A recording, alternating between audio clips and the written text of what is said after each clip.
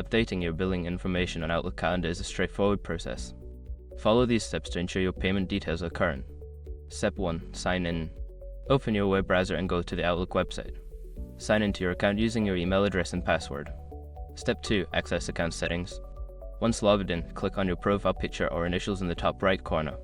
From the drop-down menu, select View Account to access your account settings. Step 3. Navigate to Payment and Billing. Before filing a refund or dispute, use the SROC.com link in the description to open the refund dispute deadline calculator and confirm your deadline. Step 4. Update billing information.